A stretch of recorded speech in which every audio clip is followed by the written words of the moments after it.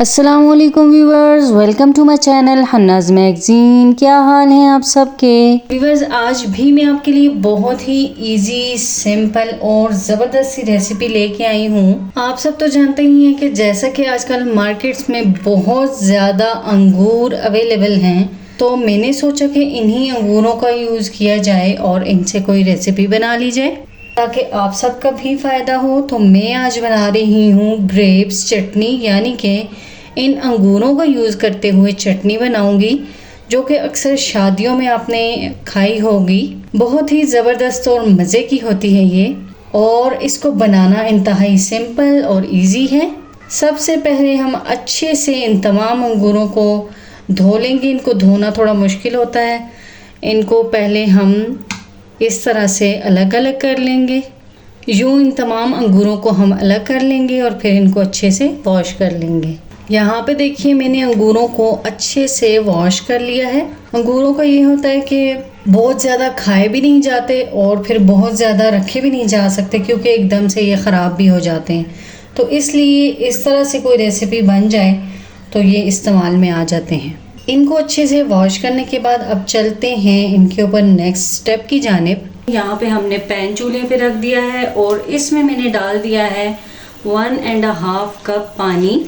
आप अंगूरों के हिसाब से पानी कम या ज़्यादा रख सकते हैं। अब हम इस पानी को अच्छे से गर्म होने देंगे। पानी अच्छे से गर्म हो चुका है, तो इस स्टेज पे मैं इसमें डाल दूंगी अपने ये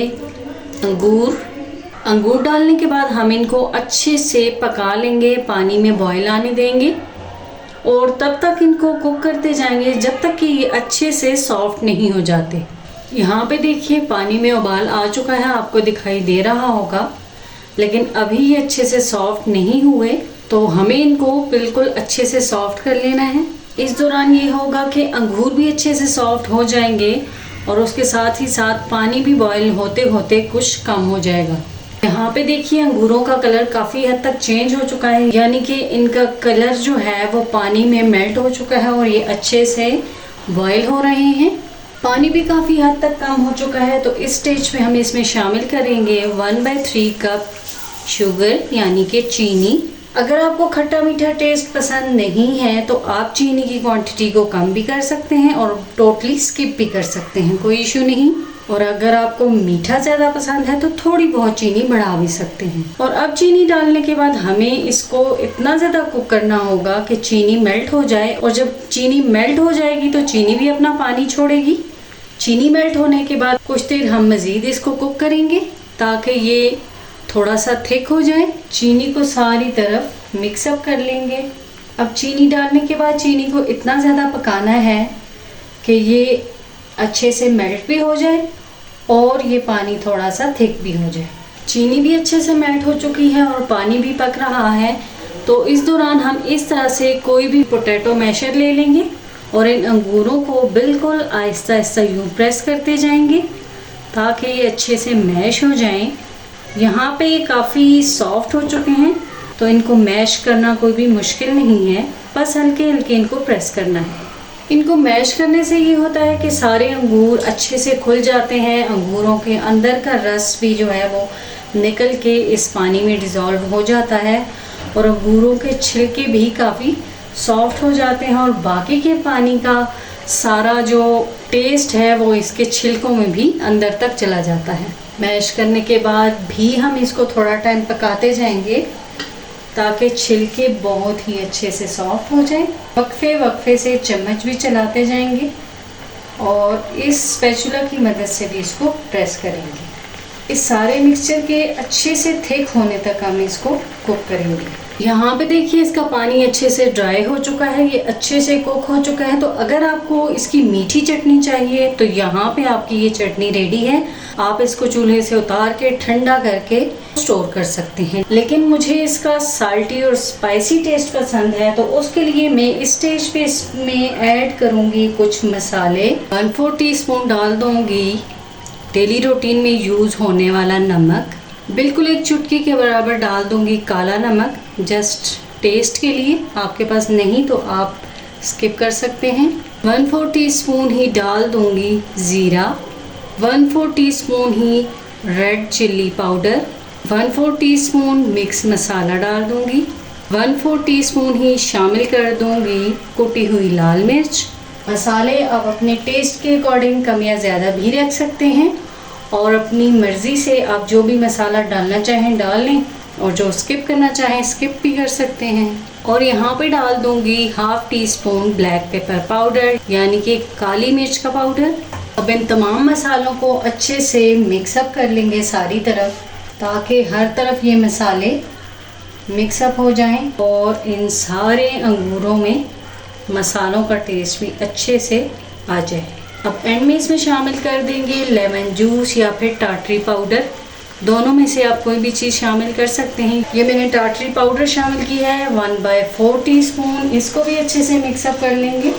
लेमन जूस या टाटरी पाउडर शामिल करने से ये होता है कि ये चीज़ें लंबे अरसे तक ख़राब नहीं होती और हम इनको स्टोर कर सकते हैं। और सेकंड ये कि इस तरह की चीज़ों से किसी भी चटनी या जैम्स वगैरह के फ्लेवर में भी इजाफा होता है, बहुत ज़बरदस्त इनमें टेस्ट आ जाता है। यहाँ पे देखिए पकते पकते अंगूर भी काफ़ी हद तक सॉफ्ट और मैश हो चुके हैं और ये कितना थिक हो चुका है, पानी बिल्कुल ड्राई हो चुका है।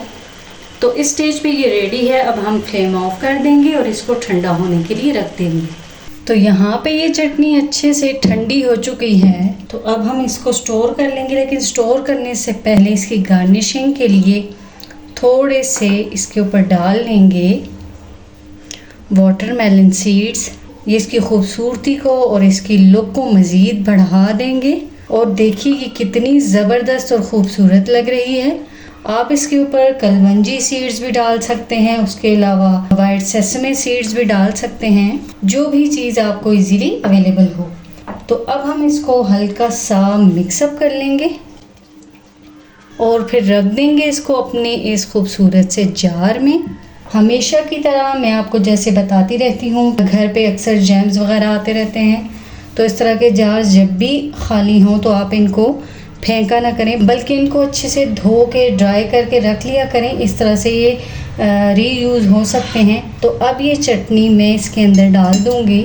मैं प्रेफर करूँगी कि आप चीज़ों को स्टोर करने के लिए कांच का जार यूज़ किया करें। इससे ये होता है कि चीज़ जल्दी जल्दी ख़राब नहीं होती और ज़्यादा टाइम तक महफूज रह सकती है। तो देखिए जनाब, यहाँ पे मैंने इस चटनी को बॉटल में स्टोर कर लिया है। ये कितनी ज़बरदस्त लग रही है और इसका टेस्ट भी मैं आपको करके चेक करवाती हूँ।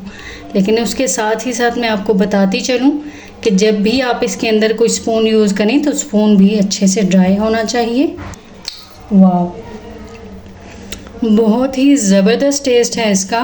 खट्टा मीठा साल्टी स्पाइसी मिक्स सा टेस्ट है, लेकिन बहुत ही ज़बरदस्त है।